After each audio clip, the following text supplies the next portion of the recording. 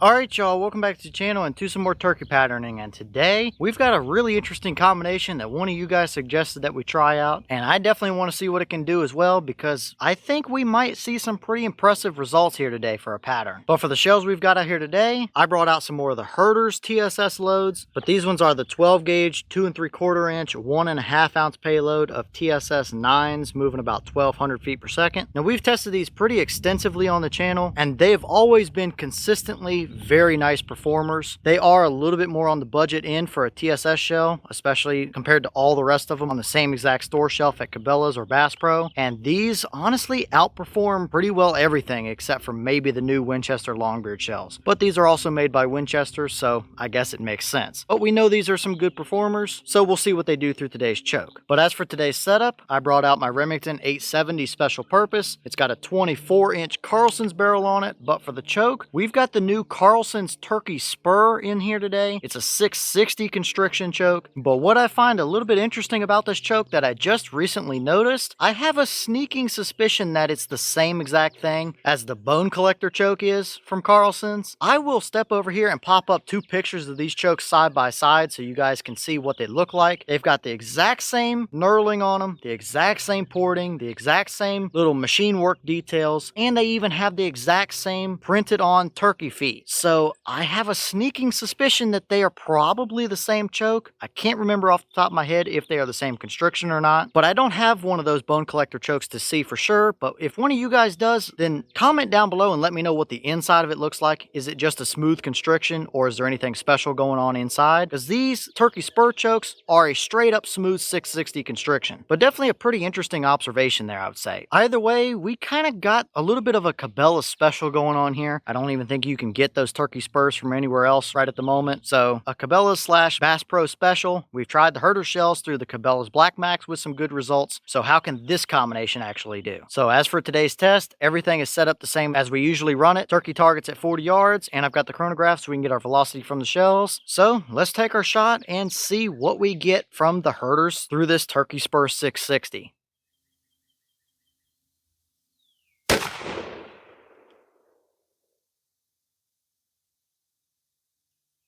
Alright, so that shell gave us 1316 through the chrono. The boss claim is 1200, so that is quite a bit above their boss claim. It could have potentially been a little bit of a misread, but typically we do get 1260, 1270 or so out of these shells, so that is technically within the realm of reason. But how did they actually perform down there at 40 through that Turkey Spur? Let's go check it out and see. Alright, so now we're down here at our 40-yard paper, and yeah, I would say we absolutely have a dead bird there all day long. There's a ton of them right through the top of the brain and down the spine, so yeah, there's no way that bird is ever going to make it through that pattern. Now, initially, looking at the whole pattern here, we absolutely have a pretty hot core. There's a lot of pellets within there, but it does get a little bit broad around the edges with maybe a couple smaller voids in here as well. So initially, I don't think this is the best pattern we've seen from these shells, but we are probably kind of nitpicking at that point. I mean, these are both off the store shelf at Cabela's or Bass Pro shells and chokes, so I don't think we can argue too much with that, considering that will far outperform anything that Federal or Remington has on the shelf without a doubt. So moving in here and looking at that core around that bird's head, yeah,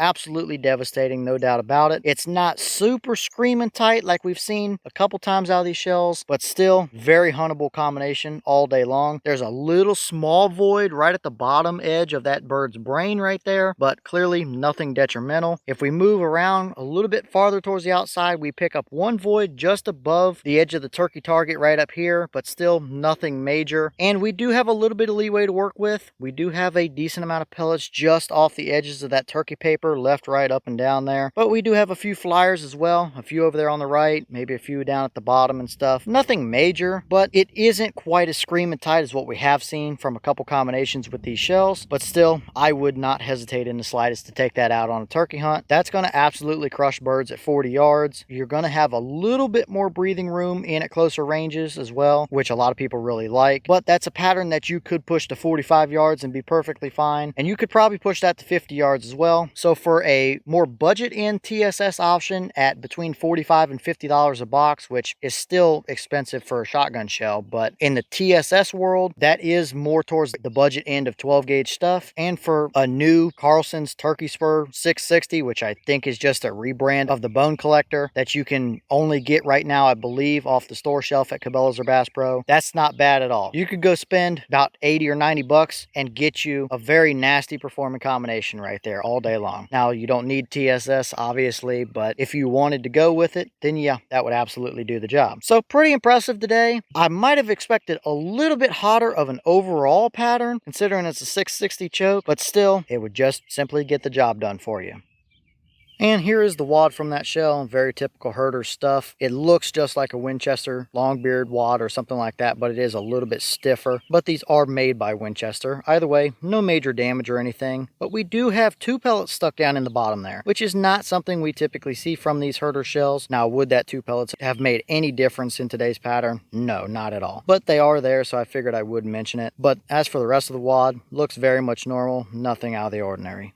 Alright y'all, well, what did you think about that performance right there? Even though it might be a touch more broad than what we have seen from these shells previously through a couple other chokes, that is still absolutely a devastating pattern. There's no turkey that's ever going to make it through that at 40 yards. I definitely wouldn't hesitate to hunt with it all day long. I mean, that is a lot of pellets on the turkey paper there. For an off-the-shelf, more budget-oriented 2 3/4 inch TSS load with only 1.5 ounces worth of shot, which is a 20 gauge payload, these shells are just consistently very nice performers, and they don't really seem to care too much about what choke you run them through. They might do a little better or a little worse in certain chokes, but still their worst is way better than anything that Federal or Remington or anything like that is putting on the exact same store shelf. And they really don't get very much worse than that. And still, that's a very nice turkey pattern. So I would say they did just fine through that Carlson Spur 660. For an off-the-shelf, big box store combination, you can't really complain too much about that. So leave all your thoughts down in the comments. Is that about what you expected to see? Were you a little surprised one way or the other? Have you tested any of these Herter shells or one of those Carlson's Turkey Spur chokes? And if so, what kind of results have you seen from them? Is that a pattern or a combination that you would actually hunt with? And what other shells or choke combos do you want to see us run with either those Herter's loads or that Spur 660? Let me know all that down below. At the end of the day, not really much to complain about there. Might have a couple flyers, might have a couple small voids, but nothing detrimental to the pattern at all. That is more than capable of getting the job done any day of the week. So not really too much to complain about there. But with that being said, I've got some more testing to get done for you guys, so I'm going to get back to it. As always, we have the channel Instagram as well as the mailbox where you can send stuff if you'd like. All that information will be in the description if you're interested in it, but I'm going to get back to it, so I'll see y'all in the next one.